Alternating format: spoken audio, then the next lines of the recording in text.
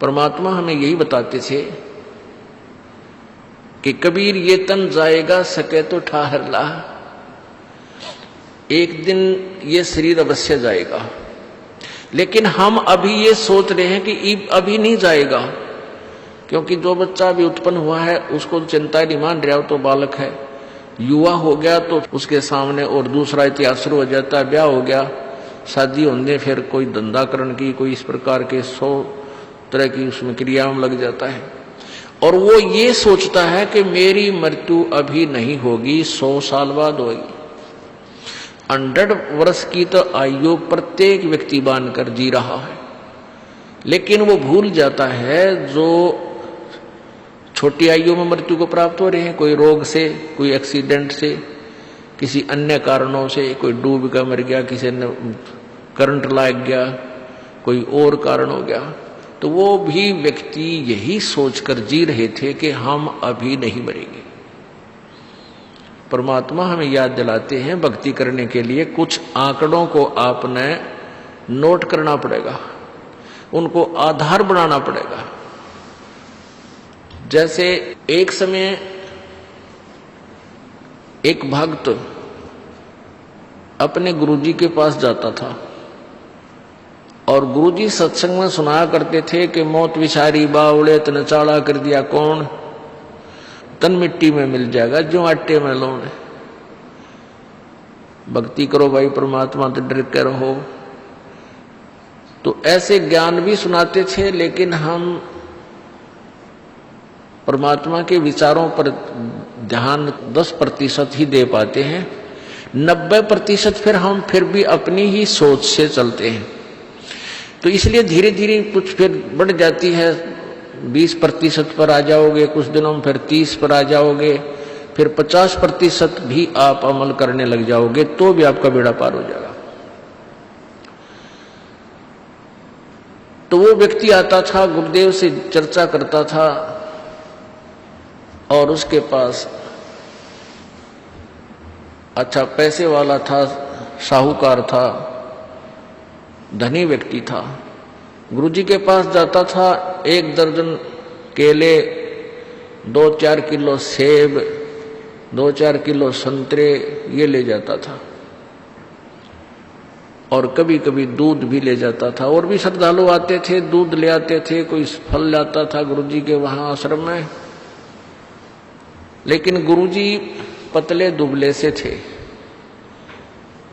तो वो साहूकार सेठ जो धनी था वो कहता था, गुरुदेव आप फल आहार करा करो, दूध पिया करो। तो गुरुजी कहते थे, भाई मेरा पर खाया ना जाता, जिसा खाया जाता बेटा ले लेता हूं। तो शिष्य ने पूछा क्या आपको कोई रोग है? गुरुदेव ने कहा, भाई शारीरिक रोग नहीं, आपको कोई चिंता है? कहां भाई मेरे को मानसिक चिंता बनी हुई है, टेंशन रहती है।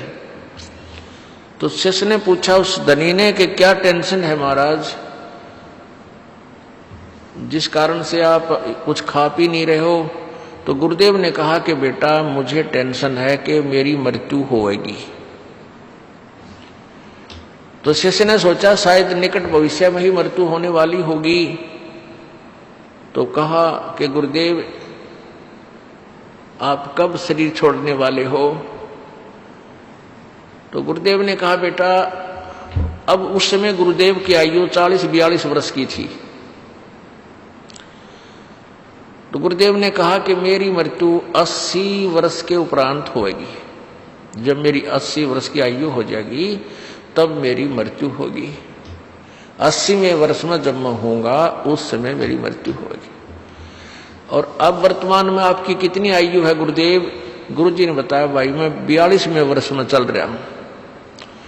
तो शिष्य कहता है कि ले गुरुजी, यूं तो सब ने मरना है, आप तो साधु संत हो, आप भी चिंता करते हो, एक दिन तो सब ने मरना है, ये या भी के चिंता मृत्यु की, तो जाना ही है, शरीर तो एक दिन छूटना ही है।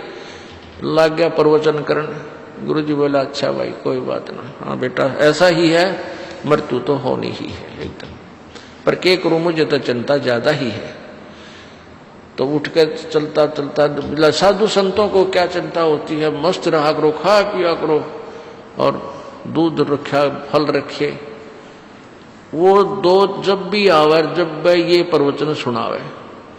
अब गुरुजी ने सोचा ये रोज दुखी करेगा, इस अकल तो इसमें है नहीं। क्यों हम गुरुजी को सलाह देने लग जाते हैं तो हम गुरुजी बन गए गुरुजी के। तो ये भक्ति मार्ग में फाउल पॉइंट है, क्योंकि गुरुजी जो बोल रहे हैं उसको बालक नहीं सोच सकते। आप बच्चे हो, बुद्धि कमजोर है आपकी। उस संत का एक राजौसी नगरी का राजा शिष्य था, वो बहुत आदर करता था संत का। तो उस राजा से उस संत ने कहा कि आप उस एक सेठ है आपके यहाँ बाजार में, यो नाम है उसका, उसको आप किसी केस में झूठा केस बना के और सजा सुना दो, लेकिन मारना नहीं है उसको, केवल एक लीला है या मैं कहूं ऐसे करता रहे। तो उस सेठ ने, उस राजा ने उस सेठ को पकड़ लिया, 302 में यानी सजाए मौत सुना दी कि तूने एक आदमी की हत्या की है। और वो सेठ नट रोवर बेगन करे पर को ना सुने, उसको 300 यानी सजाए मौत सुना दी। पहले हत्या के बदले सजाए मौत होती थी। और 1 महीने का समय धर दिया, 14 का चतुर्दशी, यानी किसी महीने की जो है ना चतुर्दशी को रख दिया। उस चतुर्दशी को इसको सूली तोड़ा जाएगा, फांसी। और गुरुजी ने ये कहा था कि जब इसको कहीं बंद करो कोठड़ी में, कैद में इसको रखो, तो इसके पास दूध के पात्र भरे हों, 5-4 किलो दूध रखा रहे, और सेब संतरे काजू किशमिश बहुत संख्या में इसके पास होने चाहिए। तो राजा ने अपने गुरुदेव के आदेश अनुसार जिस कोठड़ी में, जिस कैद में, जिस अलग से कमरे में उसको बंद कर रखा था, उसमें दूध और सेब संतरे नारे नारे अलग अलग टोकरियां में रखे, रोज ताजे बदल दे। जब रह लिए 4 दिन उस 14 के, अबू लाला जी अच्छा मोटा तगड़ा सेठ थी, सूख के कति अस्थि पिंजर हो गया उसका। अब वो गुरुजी गए उस जेल में, वो कोठड़ियां बनी हुई थी लाइन में, आगे लोहे के सरिया के वो लगे हुए थे गेट। महाराज जी जा रहे हैं, उस सेठ ने पता लग गया कि तुम गुरुजी गए। आवाज लगाई, गुरुजी गुरुजी, हे महाराज जी नमो नारायण, हे महाराज जी राम राम। महाराज जी को पता था बोल लगा, मैंने देखते आवाज लगा होगा, पता लग जाए कौन सी में फेटो रहा हमारा भगत। तो उसने, गुरुजी ने ऐसे करके देखा, रे कौन है भाई, कि कौन है जो मुझे याद कर रहा है, बोल रहा है। कहने जी मैं वो आपका भगत है, फलाना राम है। गुरुजी ने ध्यान से देखा, ने बोला भाई तू तो बहुत कमजोर हो गया बेटा, क्या बात होगी।